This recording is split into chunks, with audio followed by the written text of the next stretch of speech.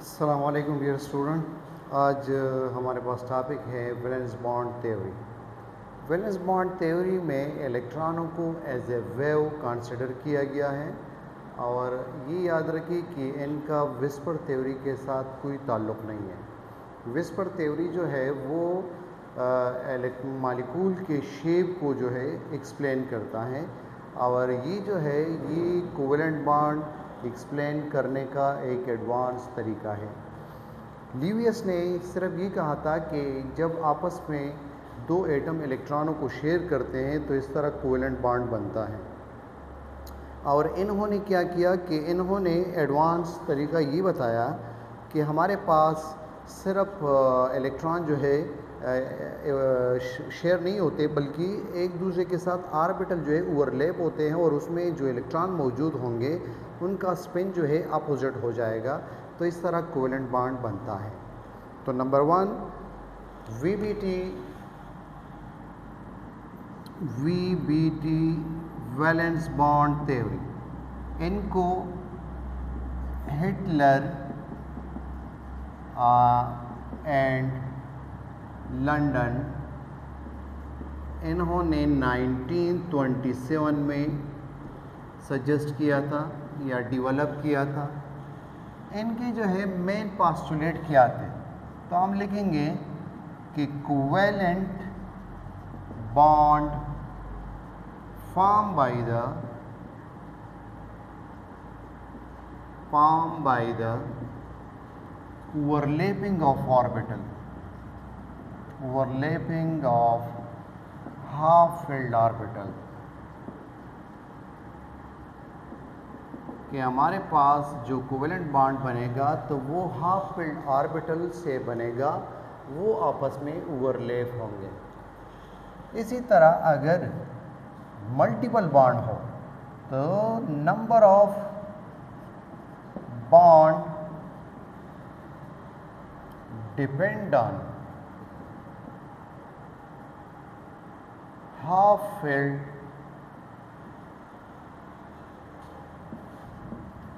Orbital. जितने ज़्यादा half filled orbital होंगे उतने ज़्यादा बॉन्ड बनेंगे, यानी मल्टीपल बॉन्ड बनेंगे, डबल बॉन्ड बनेंगे। जैसे कि फॉर एग्जांपल हाइड्रोजन का एटॉमिक नंबर 1 है, 1s1 इनका इलेक्ट्रॉनिक कॉन्फ़िगरेशन है। इसी तरह दूसरे हाइड्रोजन का भी एटॉमिक नंबर 1 होगा, 1s1 इनका इलेक्ट्रॉनिक कॉन्फ़िगरेशन होगा। तो ये दोनों जब आपस में मिलेंगे, इनके लास्ट शेल में एक ही इलेक्ट्रॉन है अनपेयर, तो ये दोनों जो है अपोजिट स्पिन के साथ इनके इलेक्ट्रॉनों की स्पिन जो है अपोजिट हो जाएगी और ये एक बॉन्ड बनाएंगे। लेकिन इनके बजाय अगर हम एग्जांपल ले लें ऑक्सीजन का, तो ऑक्सीजन का एटॉमिक नंबर 8 है, इनका एटॉमिक इलेक्ट्रॉनिक कॉन्फ़िगरेशन कर ले 1s2 2s2 2p4। अब ये 2p4 जो है इनको आप देख ले, इसमें px py pz मौजूद है। 4 इलेक्ट्रॉनों की जब फिलिंग करेंगे तो इसमें horns rule poly exclusion principle को मद्देनज़र रखेंगे। ये 3 इलेक्ट्रॉन हो गए और ये 4th इलेक्ट्रॉन मैंने यहाँ पे लगाया। तो मतलब ये है कि यहाँ पर अनपेयर इलेक्ट्रॉन या हमारे पास हाफ फिल्ड ऑर्बिटल जो है 2 मौजूद हैं, तो इसलिए ऑक्सीजन जो है डबल बॉन्ड बनाएगा। इनके बजाय अगर हम नाइट्रोजन का हम एग्जांपल ले लें, तो नाइट्रोजन का एटॉमिक नंबर जो है 7 है, तो नाइट्रोजन का इलेक्ट्रॉनिक कॉन्फ़िगरेशन आप कर ले 1s2 2s2 2p3। तो इनका वैलेंस शेल जो है इसके आखिरी p ऑर्बिटल में 3 हाफ फिल्ड ऑर्बिटल मौजूद है, तो इसलिए एक नाइट्रोजन दूसरे नाइट्रोजन के साथ या दूसरे एलिमेंट के साथ ट्रिपल बॉन्ड बनाता है या 3 सिंगल बॉन्ड बनाता है। यानी अगर हम N2 का इलेक्ट्रॉनिक स्ट्रक्चर देखेंगे तो दूसरा नाइट्रोजन का इलेक्ट्रॉनिक कॉन्फ़िगरेशन इसी तरह होगा, उनके भी जो है लास्ट में इसी तरह 3 हाफ फिल्ड ऑर्बिटल होंगे, तो इनके बीच में 3 बॉन्ड बनेंगे, ट्रिपल कोवेलेंट बॉन्ड बनेगा। तो इस नंबर 1 पॉइंट में कि हमारे पास कोवेलेंट बॉन्ड किस तरह बनेगा, जो हाफ फिल्ड ऑर्बिटल होंगे उससे बनेगा। सेकंड पॉइंट में बताया कि number of bond depend on half filled orbital. जितने नंबर ऑफ बॉन्ड ज़्यादा बनेंगे जितने ज़्यादा आपके पास हाफ फिल्ड ऑर्बिटल होंगे उतने ज़्यादा बॉन्ड बनेंगे। जैसे हाइड्रोजन में एक इलेक्ट्रॉन था तो एक बॉन्ड बनाया, ऑक्सीजन में 2 हाफ फिल्ड ऑर्बिटल थे तो 2 बॉन्ड बनाते हैं, नाइट्रोजन में 3 हाफ फिल्ड ऑर्बिटल है तो 3 बॉन्ड बनाते हैं। तो ये इनका एक्सप्लेनेशन था। अब जो है एक और पॉइंट है इसमें कि the spin off electron, the spin of electron and overlapping orbital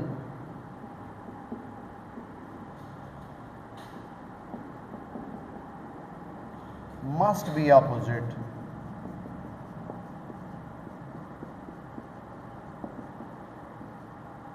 according to the Pauli exclusion principle।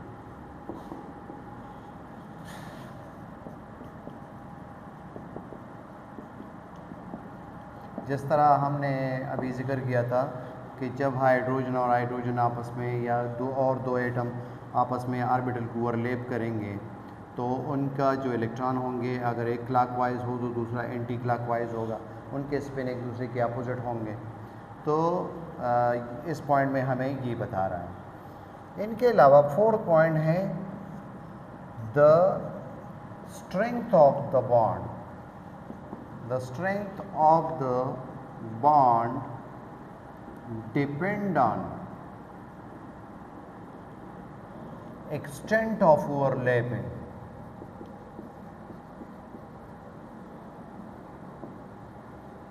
of orbital। आपके पास बॉन्ड की स्ट्रेंथ का अंदाज़ा हम इससे लगाएंगे कि ऑर्बिटल एक दूसरे में कितने जम हो गए, कितने आपस में मिक्स हो गए, कितना ज़्यादा उन्होंने ओवरलैपिंग की, तो इनके ऊपर ये डिपेंड होगा। जब इनके ऊपर MCQs आ जाए तो आप जो है नंबर 1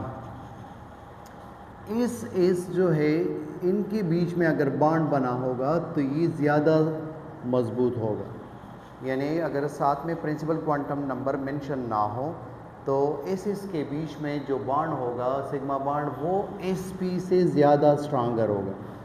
इस जो है इस ऑर्बिटल ये स्फेरिकल शेप का है, नॉन डायरेक्शनल है, इसमें इलेक्ट्रॉनिक क्लाउड सिमेट्रिकली डिस्ट्रीब्यूट होता है, इसमें इलेक्ट्रॉनिक क्लाउड जो है ज़्यादा डेंसिटी के साथ मौजूद होता है, ये न्यूक्लियस के ज़्यादा करीब होता है, तो इनके ऊपर न्यूक्लियस का ज़्यादा ग्रिप्थ होगा, तो इसलिए इस का सिग्मा बॉन्ड SP से ज़्यादा जो है स्ट्रांगर होगा और SP का जो है PP से ज़्यादा स्ट्रांगर होगा। PP ऑर्बिटल को हम P ऑर्बिटल को डायरेक्शनल ऑर्बिटल कहते हैं, इसमें हेड और टेल का पता चलता है, लेकिन इस को नॉन डायरेक्शनल कहा जाता है, इसमें हेड और टेल नहीं होता, स्फेरिकल होता है। तो हमने रीज़न क्या बताया कि इस सिग्मा बॉन्ड क्यों स्ट्रांगर होगा, इसलिए कि इसमें इलेक्ट्रॉन डेंसिटी ज़्यादा होती हैं, इसमें ये न्यूक्लियस के ज़्यादा करीब होगा, तो इस वजह से इनकी ओवरलैपिंग जो है ज़्यादा होगी, इनकी बॉन्ड स्ट्रेंथ ज़्यादा होगी। लेकिन अगर मुख्तलिफ ऑर्बिटल के साथ प्रिंसिपल क्वांटम नंबर मेंशन हो तो फिर जिसका प्रिंसिपल क्वांटम नंबर कम होगा, जो न्यूक्लियस के ज़्यादा करीब होगा, वो उनकी स्ट्रेंथ जो है ज़्यादा होगी। यानी अगर हम इस तरह मेंशन कर दें कि 1s और 1s ज़्यादा स्ट्रांगर होगा 1s2s के निस्बत, या ये स्ट्रांगर होगा 2s के निस्बत, या ये ज़्यादा जो है स्ट्रांगर होगा 2s और 2p के बीच में जो बॉन्ड होगा इससे ये ज़्यादा स्ट्रांगर होगा, तो आपको फिर लोअर प्रिंसिपल क्वांटम नंबर जिसके साथ ये मेंशन होगा फिर उनको सेलेक्ट करना है। ये न्यूक्लियस के ज़्यादा करीब होगा, इनके ऊपर न्यूक्लियस का ज़्यादा ग्रिप होगा तो ओवरलैपिंग ज़्यादा होगी, ये बॉन्ड स्ट्रांगर होगा। तो इस पॉइंट का ये एक्सप्लेनेशन है कि जितने ऑर्बिटल ज़्यादा ओवरलैप होंगे तो उतना बॉन्ड ज़्यादा मजबूत होगा। तो हमें कैसे पता चलेगा? आप इस जो है न्यूक्लियस के करीब होता है उनको पहले सेलेक्ट कर ले, फिर SP को, फिर PP को, या और रीज़न क्या बताया मैंने कि S जो है स्फेरिकल होगा, इसमें इलेक्ट्रॉनिक क्लाउड सिमेट्रिकली डिस्ट्रीब्यूट होगा, ये न्यूक्लियस के ज़्यादा करीब होगा, इसमें इलेक्ट्रॉन डेंसिटी ज़्यादा होती है, तो इसलिए इनका बॉन्ड जो है ज़्यादा स्ट्रांगर होगा। लेकिन अगर मुख्तलिफ ऑर्बिटल हो और उसमें प्रिंसिपल क्वांटम नंबर में मेंशन हो तो इनकी वैल्यू जहाँ पर कम हो, ये साथ में जो वैल्यू मेंशन है जहाँ पर ये कम हो, इसका मतलब ये न्यूक्लियस के ज़्यादा करीब है, तो इनका बॉन्ड जो है फिर ज़्यादा स्ट्रॉन्गर होगा। इनके अलावा एक और पॉइंट इसमें है कि the orbital which have pair of electron, the orbitals which are full filled, यानी ऑर्बिटल में 2 इलेक्ट्रॉन आ सकते हैं, तो अगर 2 इलेक्ट्रॉन उसमें मौजूद हों, the orbitals which are full filled, या इनके बजाय इस तरह भी सेंटेंस बना सकते हैं कि the orbital which has pair of electron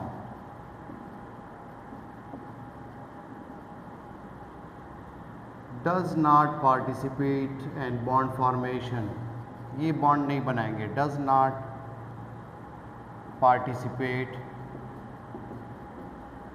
in bond formation, ये बॉन्ड फॉर्मेशन में हिस्सा नहीं लेंगे। हमने पहले पॉइंट में कहा था कि हाफ फिल्ड ऑर्बिटल सिर्फ हिस्सा लेंगे। अब यहाँ पर ये बताया कि जहाँ पर इलेक्ट्रॉन पेयर मौजूद हो, जैसे हमने ऑक्सीजन का एग्जांपल लिया था कि ऑक्सीजन का 8 एटॉमिक नंबर है 1s2 2s2 2p4, तो यहाँ पर 2 हाफ फिल्ड ऑर्बिटल है और एक में पेयर मौजूद है, तो ये एक ऑर्बिटल हिस्सा नहीं लेगा और दूसरा जो है py pz ये बॉन्ड में हिस्सा ले सकते हैं इस थ्योरी के मुताबिक। इनके अलावा जो डायरेक्शन ऑफ बॉन्ड होगा, the direction of bond depend on direction of overlapping orbital, जो ओवरलैपिंग ऑर्बिटल होंगे उनका जो डायरेक्शन होगा वही बॉन्ड का डायरेक्शन होगा। जैसे ये कार्बन है, तो इसमें जो ऑर्बिटल्स मैं CH4 का स्ट्रक्चर बना रहा हूँ, तो ये हाइड्रोजन के साथ ये जो बॉन्ड का डायरेक्शन अगर हमें मालूम करना हो कि बॉन्ड की डायरेक्शन क्या है, इसमें एंगल क्या है, तो ये डिपेंड करेगा कि ऑर्बिटल ये कार्बन का और ये हाइड्रोजन का एस ऑर्बिटल, तो इनका जो डायरेक्शन है उसी डायरेक्शन में बॉन्ड भी होगा। जिस डायरेक्शन में ये ऑर्बिटल ओवरलैप कर रहे हैं, तो उसी डायरेक्शन में आपके पास जो है ये बॉन्ड भी बन रहा है। तो ये इस पॉइंट का ये मतलब है। इनके अलावा ये बॉन्ड उस ऑर्बिटल के बीच में बनेगा जो आपस में सिमेट्री रखते हो एक्सिस के लिहाज से, यानी दोनों एक्स एक्सिस पर हो या वाई एक्सिस पर हो, जेड एक्सिस पर दोनों हो, तो तब बॉन्ड बनेगा। यानी अगर एक एक्सिस मुख्तलिफ डायरेक्शन में अगर मौजूद है, यहाँ पर हम इस तरह पॉइंट्स बनाएंगे इनका 7 नंबर कि the orbitals which form bond must have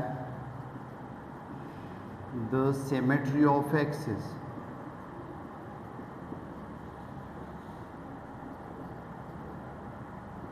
यानी आपके पास अगर p ऑर्बिटल इस डायरेक्शन में एक मौजूद है तो दूसरा भी इसी डायरेक्शन में होना चाहिए। ऐसा नहीं होगा कि एक ऑर्बिटल आपके पास इस डायरेक्शन में हॉरिजॉन्टली मौजूद है और दूसरा जो है इस तरह वर्टिकली मौजूद है, तो इसके बीच में जो है बॉन्ड नहीं बनेगा, इसके बीच में जो है बॉन्ड बनेगा।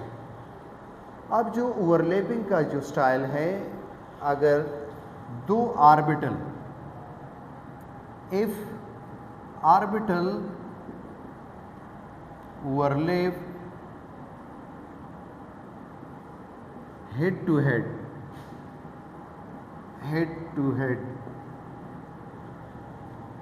अगर हेड टू हेड ओवरलैपिंग करे 2 ऑर्बिटल, जैसे आपके पास ये एस ऑर्बिटल है और ये पी के साथ मिल रहा है, या एक पी ऑर्बिटल है और ये दूसरे पी के साथ मिल रहा है, तो इस तरह के बॉन्ड को फिर हम कहेंगे कि सिग्मा बॉन्ड है।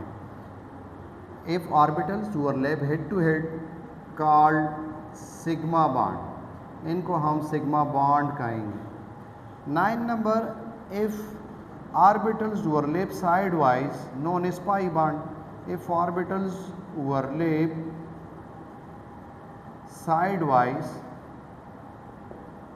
कॉल्ड पाई बॉन्ड, इनको हम पाई बॉन्ड कहेंगे। यानी ये आपके पास एक पाई पी ऑर्बिटल है और ये दूसरा पी ऑर्बिटल है। अगर ये साइड वाइज इस तरह मिल रहे हैं तो इनको आप फिर हम नाम देंगे कि ये पाई बॉन्ड है। तो ये हमारे पास वीबीटी के पॉइंट्स हो गए, पास्टुलेट हो गए कि एक तो वो ऑर्बिटल हिस्सा लेंगे जिसका हाफ फील्ड ऑर्बिटल हो। Number of bond double triple कब बनेगा? जब number of half filled orbital जितने ज़्यादा होंगे उतने ज़्यादा बॉन्ड बनेंगे। और जो ऑर्बिटल आपस में मिक्सअप होते हैं, ओवरलैप होते हैं, तो उसमें जो इलेक्ट्रॉन मौजूद होंगे उनके स्पिन एक दूसरे की अपोजिट होगी। और बॉन्ड की स्ट्रेंथ जो है ऑर्बिटल की ओवरलैपिंग के ऊपर डिपेंड होगी। जितना ज़्यादा ओवरलैप होंगे उतना बॉन्ड मजबूत होगा। और जिस ऑर्बिटल में जो ऑर्बिटल फुल फिल्ड हो या जिसमें 2 इलेक्ट्रॉन मौजूद हो तो वो बॉन्ड में पार्टिसिपेट नहीं करेंगे, जिस तरह हमने ऑक्सीजन में ये बताया। डायरेक्शन बॉन्ड का जो होगा वो ऑर्बिटल की ओवरलैपिंग के डायरेक्शन पर डिपेंड करेंगे। ऑर्बिटल जिस डायरेक्शन में एक दूसरे के साथ ओवरलैप करते हैं तो उसी डायरेक्शन में बॉन्ड भी बनेगा। और जब ऑर्बिटल आपस में मिलते हैं तो उनका एक ही एक्सिस में होना चाहिए, उसमें सिमेट्री होना चाहिए, दोनों एक ही डायरेक्शन में होने चाहिए, दोनों हॉरिजॉन्टली हो, दोनों वर्टिकली हो, तो तब बॉन्ड बनेगा। यानी आपके पास ये बॉन्ड इसलिए बना कि दोनों वर्टिकली है, दोनों हॉरिजॉन्टल मौजूद है। लेकिन इस किस्म इस तरह इसमें सिमेट्री नहीं है, एक वर्टिकली मौजूद है दूसरा जो है हॉरिजॉन्टली, तो इनके बीच में जो है बॉन्ड नहीं बनेगा। इनके अलावा जो एटमों के बीच में जो रिपल्जन होगा वो डिपेंड करेगा इलेक्ट्रॉन पेयर के ऊपर। जैसे हमारे पास एक पॉइंट आप ये भी ऐड कर सकते हैं 10 number, the electron pair responsible for repulsion.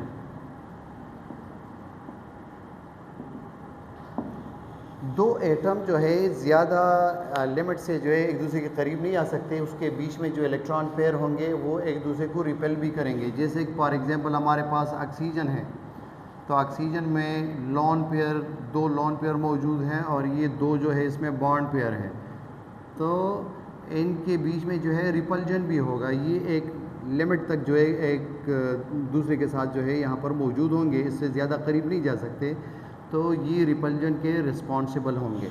तो ये 10 पॉइंट्स थे वीबीटी के।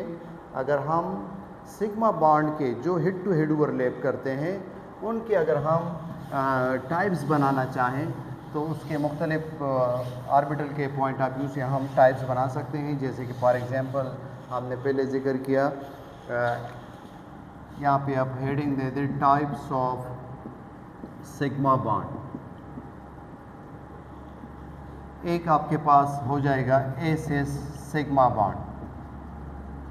जैसे हमने एग्जांपल लिया कि हाइड्रोजन का आउटर शेल ऑर्बिटल जो है एस है, इसमें 1s1, इसी तरह दूसरे हाइड्रोजन में 1s1, तो इन दोनों के इस ऑर्बिटल एक दूसरे के साथ कंबाइन कर दें और इसमें आप 2 इलेक्ट्रॉन शो कर दें अपोजिट स्पिन के साथ। इसको हम कहेंगे कि एस सिग्मा बॉन्ड है, क्योंकि ये एस से बना हुआ है। लेकिन अगर इनके बजाय हम जिक्र करें sp सिग्मा बॉन्ड, तो आप इस तरह का एलिमेंट ले लें एटम कि एक का इलेक्ट्रॉनिक कॉन्फ़िगरेशन p पर ख़त्म हो रहा हो और एक का s पर। जैसे कि हमारे पास है HCl, तो हाइड्रोजन की इलेक्ट्रॉनिक कॉन्फ़िगरेशन है 1s1 और क्लोरीन का 17 एटॉमिक नंबर है 1s2, 2s2, 2p6, 3s2, 3p5। तो अब क्लोरीन जो है उसमें ये 5 इलेक्ट्रॉन जो मौजूद हैं, इसमें 2 पेयर है और एक अनपेयर। तो ये अनपेयर जो है ये हाफ फील्ड ऑर्बिटल जो है ये हाइड्रोजन के साथ मिलेगा। तो हम इस तरह रिप्रेजेंट करेंगे कि ये हाइड्रोजन का s ऑर्बिटल हुआ और ये क्लोरीन का जो है p ऑर्बिटल हुआ। तो ये क्लोरीन के लिए बनाया और ये हाइड्रोजन के लिए। तो इसमें आप 2 इलेक्ट्रॉन शो कर दें, एक क्लॉकवाइज और दूसरा एंटी क्लॉकवाइज। तो ये इसको हम कहेंगे कि sp सिग्मा बॉन्ड है। इनके अलावा थर्ड कैटेगरी ये बना सकते हैं कि pp sigma bond. pp sigma bond जो है कहाँ पर होगा, आप 2 इस तरह के एटम ले लें जिनका इलेक्ट्रॉनिक कन्फिग्रेशन p पर ख़त्म हो रहा हो। जैसे आपके पास फ्लोरीन है, फ्लोरीन का 9 एटॉमिक नंबर है 1s2 2s2 2p5। तो एक फ्लोरीन के एक ऑर्बिटल जो है हाफ फिल्ड है और 2 में जो है पेयर मौजूद है। इसी तरह दूसरा फ्लोरीन जो है उसमें भी यही कंडीशन होगा कि एक हाफ फिल्ड हो और 2 जो है फुल फिल्ड हो। तो एक बॉन्ड जो है फ्लोरीन के बीच में बनेगा। इनको हम ऑर्बिटली किस तरह रिप्रेजेंट करेंगे कि एक फ्लोरीन के लिए p ऑर्बिटल और ये दूसरे फ्लोरीन के लिए p ऑर्बिटल। तो इनको हम कहेंगे कि pp सिग्मा बॉन्ड है। अगर हम सिग्मा और पाई बॉन्ड दोनों का एग्जांपल देना चाहें कि दोनों एक ही मॉलिक्यूल में मौजूद हो, एक तो ये याद रखिए कि पहले जब भी बॉन्ड बनेगा तो सिग्मा बॉन्ड बनेगा और उसके बाद जो है पाई बॉन्ड बनेगा। सिग्मा बॉन्ड ज़्यादा स्ट्रांगर होगा पाई के निस्बत। सिग्मा बॉन्ड में प्री रोटेशन होता है और पाई बॉन्ड में नहीं होता। और सिग्मा के इलेक्ट्रॉन जो है एंटर न्यूक्लियर एक्सिस में होते हैं, उनके ऊपर ज़्यादा ग्रेप्थ होगा और पाई के इलेक्ट्रॉन ज़्यादा एक्सपोज होते हैं, उनके ऊपर आसानी के साथ अटैक होगा। तो वो जो है पाई बॉन्ड इसलिए वीक होगा। हम यहाँ पर ऑक्सीजन का अगर मॉलिक्यूलर ऑर्बिटल स्ट्रक्चर जो है बॉन्ड वो दिखाना चाहें कि इनका एटॉमिक नंबर 8 है, तो 1s2 2s2 2p4। तो इनको देखिए, इसमें ये पेयर और ये 2 अनपेयर यानी हाफ फिल्ड। इसी तरह दूसरे ऑक्सीजन में भी यही कंडीशन होगा 1s2 2s2 और जो 2p4 होगा उसमें भी 2 ऑर्बिटल फुल फिल्ड और एक हाफ फिल्ड। तो सॉरी ये जो है 2 एक पेयर फुल फिल्ड ऑर्बिटल और 2 जो है हाफ फिल्ड। तो 2 बॉन्ड बनेंगे ऑक्सीजन ऑक्सीजन के बीच में। इसको हम किस तरह जो है ऑर्बिटल के साथ जो है रिप्रेजेंट कर सकते हैं। आप जो है ये px py pz एक ऑर्बिटल यहाँ पर इस तरह बना दें। सपोज़ ये आपके पास py है, एक जो है आप यहाँ पर pz ये ड्रा कर दें, ये pz हुआ। इन दोनों में एक एक इलेक्ट्रॉन मौजूद हैं तो ये बॉन्डिंग में हिस्सा लेंगे। और थर्ड वन जो हमारे पास है px, इनको आप यहाँ पर शो कर दें। ज़रूरी नहीं है कि x एक्सिस पर हो। ये आपके पास px हुआ, इसमें 2 इलेक्ट्रॉन है, ये बॉन्डिंग में हिस्सा नहीं लेगा। इसी तरह एक और स्ट्रक्चर बना दें दूसरे ऑक्सीजन के लिए। तो ये दूसरे ऑक्सीजन के लिए ये इनका जो है एक सिग्मा बॉन्ड ये हो जाएगा और दूसरा इनका जो है ऑर्बिटल ये py हुआ दूसरे ऑक्सीजन का, और ये pz ऑर्बिटल हुआ दूसरे ऑक्सीजन का। एक इलेक्ट्रॉन इसमें शो कर दे लेकिन अपोजिट स्पिन के साथ, यहाँ पर क्लॉकवाइज तो ये एंटी क्लॉकवाइज हमने शो किया। अब ये जो है हमारे पास ये पाई बॉन्ड होगा, side wise overlapping pi bond, और ये जो है सिग्मा बॉन्ड होगा। अब इनका जो एक ऑर्बिटल रहता है जिसमें पेयर ऑफ इलेक्ट्रॉन मौजूद है, ये इसी तरह आप छोड़ दें, इसमें कोई बॉन्डिंग नहीं होगी इसमें, क्योंकि फुल फिल्ड है, इसमें 2 इलेक्ट्रॉन मौजूद है। तो इसमें आपने पाई बॉन्ड और सिग्मा बॉन्ड दोनों शो किए। इनके अलावा अगर ये आ जाए कि VBT में जो है शॉर्ट कमिंग इसके क्या है या इसमें कौन से डिफेक्ट मौजूद है, तो इनकी शॉर्ट कमिंग में आप ये लिख सकते हैं कि कैन नॉट एक्सप्लेन। क्या क्या एक्सप्लेन नहीं किया, मैं मुख्तसरन यहाँ पर लिख रहा हूँ। एक तो इन्होंने बॉन्ड लेंथ एक्सप्लेन नहीं किया कि 2 एटमों के बीच में बॉन्ड लेंथ की वैल्यू क्या होगी। नंबर 2, बॉन्ड एनर्जी को एक्सप्लेन नहीं किया कि बॉन्ड ब्रेक करने के लिए या बॉन्ड फॉर्मेशन में कितनी एनर्जी जो है रिलीज़ होगी। इनके अलावा इन्होंने मैग्नेटिज़्म को एक्सप्लेन नहीं किया कि अगर इनको हम मैग्नेटिक फील्ड में रखेंगे तो इसका मैग्नेटिज़्म क्या होगा। मैग्नेटिज़्म यानी ये पैरामैग्नेटिक होंगे या डायामैग्नेटिक होंगे। पैरामैग्नेटिक ऐसे मालिकूल जो एक्सटर्नल मैग्नेटिक फील्ड में अट्रैक्शन शो कर दे। पैरा अट्रैक्शन और मैग्नेटिक फील्ड में, या अगर हम ये मीनिंग ले लें जिस तरह आप लोगों ने 10th में पढ़ा था पैराफिन, लिटिल एफिनिटी।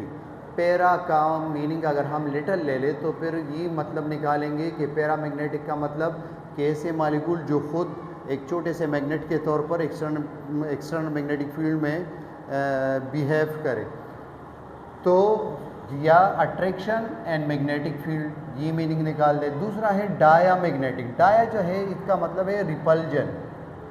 अगर एक्सटर्नल मैग्नेटिक फील्ड में रिपल्जन स्लाइडली शो करे तो उसको फिर हम कहेंगे कि ये डायामैग्नेटिक है। तो इन्होंने बॉन्ड लेंथ एक्सप्लेन नहीं किया, बॉन्ड एनर्जी को, मैग्नेटिज्म को, और कलर ऑफ कम्प्लेक्स कंपाउंड का, कम्प्लेक्स कंपाउंड जो है डी ब्लॉक वाले, उसका जो है किसका कलर होगा किसका नहीं होगा, इनको एक्सप्लेन नहीं किया। इनके अलावा जो है ऑड इलेक्ट्रॉन बॉन्ड को एक्सप्लेन नहीं किया। ऑड इलेक्ट्रॉन बॉन्ड को हम बनाना बॉन्ड भी कहते हैं। बनाना बॉन्ड, जैसे कि फॉर एग्जांपल हमारे पास डाई बोरेन, बोरॉन के पास जो है 3 इलेक्ट्रॉन होते हैं, ये इनके 3 हाइड्रोजन ये हो गए। दूसरा बोरॉन आप बना दें, ये 3 हाइड्रोजन जो है इनके हो गए। अब जो है ये बोरॉन एक ही इलेक्ट्रॉन के थ्रू 2 हाइड्रोजन के साथ जो है ये बॉन्डेड होते हैं। ये रैपिडली जब यहाँ से बॉन्ड तोड़ते हैं यहाँ पे बनाते हैं तो ये यहाँ पर शिफ्ट होता है। तो इसी तरह ये बार बार जो है इस तरह शिफ्ट होते हैं, एक इलेक्ट्रॉन के ज़रिए 2 हाइड्रोजन के साथ कनेक्ट होते हैं, बॉन्डेड होते हैं। तो इनको हम ऑड इलेक्ट्रॉन बॉन्ड कहते हैं, या इनका जो शेप है बनाना लाइक है तो इनको बनाना बॉन्ड भी कहा जाता है। तो इसको एक्सप्लेन नहीं किया था। इनके अलावा इन्होंने रेजोनेंस को एक्सप्लेन नहीं किया था, जो डीलोकलाइजेशन ऑफ इलेक्ट्रॉन होता है और उसके लिए हम शो करने के लिए 2 या मोर देन 2 स्ट्रक्चर ड्रा करते हैं। तो रेजोनेंस फेनोमेना जो है इन्होंने इनको एक्सप्लेन नहीं किया।